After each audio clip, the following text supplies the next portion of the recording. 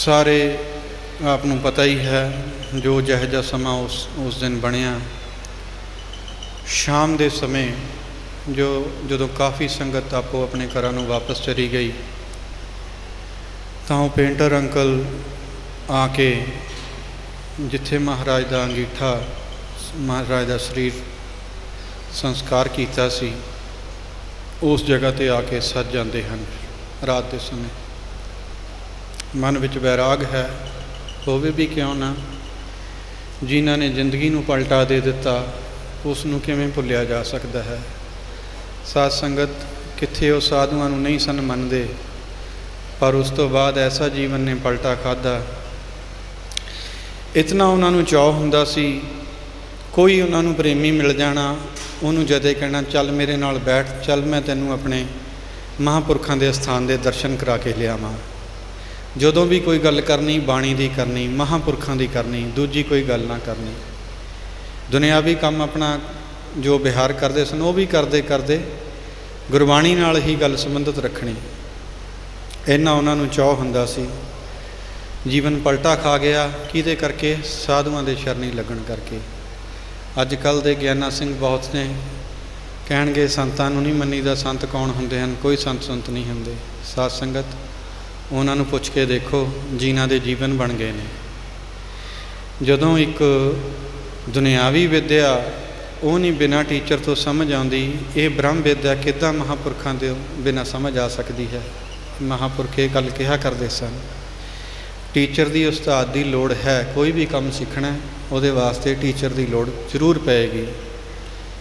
ਹੁਣ ਦੇਖੋ ਕਿੰਨਾ ਰੌਲਾ ਪੈ ਰਿਹਾ, ਲੋਕਡਾਊਨ ਲੱਗਿਆ, ਕਰਫਿਊ ਲੱਗਿਆ ਪਿਛਲੇ ਸਾਲ ਦਾ, ਫੀਸਾਂ ਨਹੀਂ ਭਰਨੀਆਂ ਜੀ ਸਕੂਲਾਂ ਦੀਆਂ।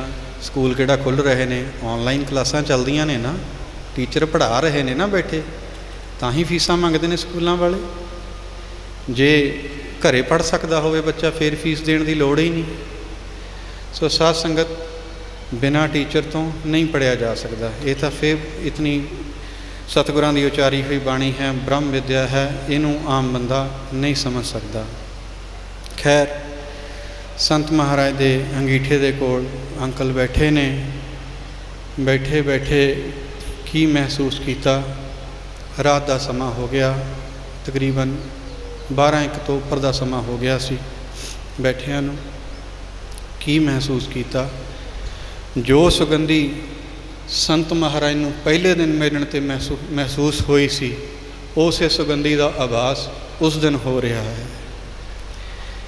ਫਿਰ ਆਵਾਜ਼ ਆਈ, ਘਬਰਾਉਣਾ ਨਹੀਂ, ਚਿੰਤਾ ਨਹੀਂ ਕਰਨੀ, ਅਸੀਂ ਕਿਤੇ ਗਏ ਨਹੀਂ, ਅਸੀਂ ਇੱਥੇ ਹੀ ਹਾਜ਼ਰ ਨਾਜ਼ਰ ਹਾਂ। ਸ਼ਰਧਾ ਨਾਲ, ਪ੍ਰੇਮ ਨਾਲ ਆਇਆ ਕਰੋ, ਤੁਹਾਡੇ ਸਾਰੇ ਕਾਰਜ ਰਾਸ ਹੋਣਗੇ, ਅਸੀਂ ਕਿਤੇ ਗਏ ਨਹੀਂ। ਸਾਧ ਸੰਗਤ ਜੀ, ਫਿਰ ਉਹ ਸਾਰਾ ਜਿਤਨਾ ਸਮਾਂ ਉਹਨਾਂ ਨੇ, ਅੰਕਲ ਨੇ ਗੁਜ਼ਾਰਿਆ, ਜਦੋਂ ਦਿਲ ਕਰਨਾ ਆ ਕੇ ਮਹਾਰਾਜ ਦੀ ਉਸ ਅੰਗੀਠਾ ਸਾਹਿਬ 'ਤੇ ਆ ਕੇ ਨਿਤਨੇਮ ਕਰਦੇ ਰਹਿਣਾ, ਉੱਥੇ ਬੈਠੇ ਰਹਿਣਾ। ਹੁਣ ਵੀ ਜਦੋਂ ਉਹਨਾਂ ਦਾ ਆਖਰੀ ਸਮਾਂ ਆਇਆ ਸੀ, ਤਕਰੀਬਨ 10 ਜਾਂ 11 ਮਈ ਦੀ ਦੁਪਹਿਰੋਂ ਬਾਅਦ ਸ਼ਾਮ ਜੇ ਨੂੰ, ਆਪਣੇ ਬੇਟੇ ਗੁਰਮੀਤ ਨੂੰ ਕਹਿਣ ਲੱਗੇ, ਬੇਟਾ ਮੇਰਾ ਸਰੀਰ ਤਕਲੀਫ ਦੇ ਵਿੱਚ ਹੈ, ਮੈਨੂੰ ਮਹਾਰਾਜ ਦੇ ਅਸਥਾਨ 'ਤੇ ਲੈ ਚੱਲ, ਮੇਰੇ ਸਾਰੇ ਦੁੱਖ ਦੂਰ ਹੋ ਜਾਣੇ ਹਨ। ਸਾਧ ਸੰਗਤ, ਜਿਹੜੇ ਰੱਬ ਦੇ ਪਿਆਰੇ ਹੁੰਦੇ ਹਨ, ਉਹਨਾਂ ਨੂੰ ਮੰਨਣ ਵਾਲੇ ਹੁੰਦੇ ਹਨ, ਉਹ ਵੀ ਰਮਜ ਹੀ ਮਾਰਿਆ ਕਰਦੇ ਹਨ। ਉਹਨਾਂ ਨੇ ਰਮਜ ਮਾਰੀ, ਮੇਰੇ ਸਾਰੇ ਦੁੱਖ ਦੂਰ ਹੋ ਜਾਣਗੇ। ਦੁਕਾਨ 'ਤੇ ਕੋਈ ਕੰਮ ਸੀਗਾ, ਪੇਂਟ ਦਾ ਚੱਲਦਾ ਸੀ, ਉੱਥੇ ਲੜਕੇ ਨੂੰ ਕਹਿਣ ਲੱਗੇ, ਕਹਿੰਦੇ ਕਰਵਾਉਣਾ ਪੇਂਟ ਮੇਰੇ ਤੋਂ ਹੁਣ ਕਰਾ ਲਓ, ਫੇਰ ਨਾ ਕਿ ਉਹ ਵਿੱਚ ਹੀ ਛੱਡ ਕੇ ਚਲਿਆ ਗਿਆ, ਮੈਨੂੰ ਚਿੱਠੀ ਆਈ ਹੋਈ ਹੈ। ਸਾਧ ਸੰਗਤ ਇਹ ਮਿਲਿਆ ਹੋਇਆਂ ਦੀਆਂ ਗੱਲਾਂ ਨੇ, ਜਿਹੜੇ ਉਹਦੇ ਰੱਬ ਦੇ ਪਿਆਰਿਆਂ ਦੀ ਸੇਵਾ ਕਰਦੇ ਹਨ। ਇਸੇ ਤਰ੍ਹਾਂ ਸਾਡੇ ਮਾਨ ਸਾਹਿਬ ਖੰਨੇ ਮਹਾਰਾਜ ਦੇ ਜਨਮ ਦਿਹਾੜੇ ਦੀਆਂ ਤਿਆਰੀਆਂ ਚੱਲ ਰਹੀਆਂ ਸਨ। ਮੌਜੂਦਾ ਮਹਾਂਪੁਰਖਾਂ ਨੇ ਉਹਨਾਂ ਦੀ ਡਿਊਟੀ ਲਾਈ ਹੋਈ ਸੀ ਕਿ ਜੋ ਸੰਗਤ ਵੱਲੋਂ ਕੋਈ ਵੀ ਮਾਇਆ ਇਕੱਠੀ ਹੁੰਦੀ ਹੈ, ਉਹ ਮਾਨ ਸਾਹਿਬ ਨੂੰ ਜਮ੍ਹਾਂ ਕਰਵਾਇਆ ਕਰੋ। ਇੱਕ ਦਿਨ ਆਏ, ਮਹਾਰਾਜ ਦੇ ਜਨਮ ਦਿਹਾੜੇ ਤੋਂ ਥੋੜ੍ਹੇ ਦਿਨ ਪਹਿਲਾਂ, ਤਕਰੀਬਨ ਹਫ਼ਤਾ ਜਾਂ 10 ਦਿਨ ਪਹਿਲਾਂ ਦੀ ਗੱਲ ਹੋਣੀ ਹੈ, ਆ ਕੇ ਮੌਜੂਦਾ ਮਹਾਂਪੁਰਖਾਂ ਨੂੰ ਕਹਿਣ ਲੱਗੇ, ਬਾਬਾ ਜੀ ਮਹਾਰਾਜ ਆਹ ਲਓ ਡੈਰੀ, ਆਹ ਲਓ ਪੈਨ, ਆਹ ਫੜੋ ਮਾਇਆ, ਇਹ ਆਪਣੀ ਆਪ ਸੰਭਾਲੋ। ਹੁਣ मैं ये हुण होर बोझ नहीं चक सकदा। वो कहण लगे मान साहब हजे समा है, महाराज के समागम दे विच हजे समा है, हजे तुसीं पास ही रखो, सानू बाद विच दे दिओ, कोई गल नहीं। कहण लगे नहीं जी ये बोझ मैं होर नहीं चकना, शरीर का कोई भरोसा नहीं है मेरे दा, हुण मैं अज आके चलिया, पता नहीं मुड़ आवां या ना आ होवे या ना होवे। साध संगत उन्होंने भी रमज मारी। इस तरह साडे सत्कारयोग दीदी जी, उन्हों का शरीर कुछ ढिला होया, मौजूदा महापुरखों नूं ते मैनू सुनेहा भेजिया कि मैनू आके मिल के जाओ। प्रेम दे वजे हुए साडे मौजूदा महापुरख मैनू नाल लैके दीदी जी नूं घरे जाके मिल के आए। उस तो बाद महापुरखों ने कहा कोई गल नहीं, हजे महाराज ने तुहाडे कोलों बहुत सेवा लैनी है, तुसीं अस्थान ते जदों ठीक महसूस करो तो जरूर महाराज के स्थान पर आके जाना। साध संगत उस तो बाद दिवाली आई। दिवाली वाले दिन वो पैदल चल के आए। साडे मौजूदा महापुरख उत्थे ही सन।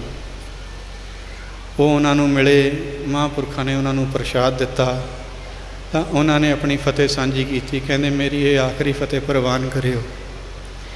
महापुरख कहन लगे जानते होंदे हन, मैनू कहन लगे दीदी नूं जल पानी छका बिठा के हुक्म मन। मेरे को लंगर दे विच ही उत्थे बरांडे 'च बैठ गए। तकरीबन 1-1.5 घंटा लंगर दे विच ही बैठे रहे। उत्थे उन्होंने जल पानी छकिया।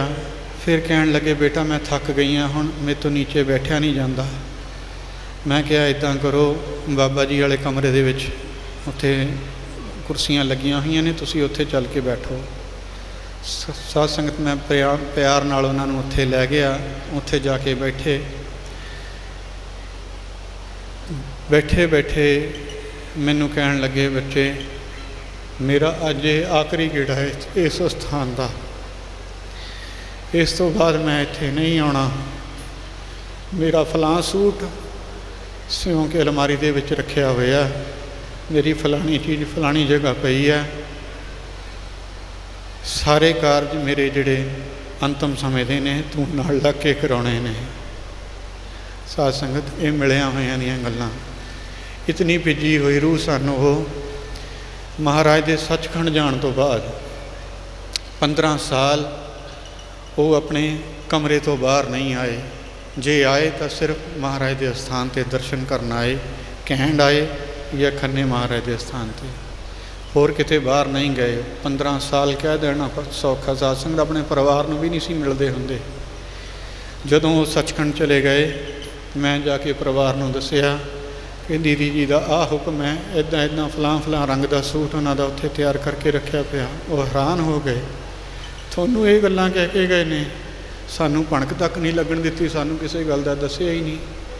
साध संगत हर का सेवक हर ही जिहा, आपां भेद नहीं जान सकते। बहुत समा हो गया, मैं संगत तो माफ़ी चाहुंदा।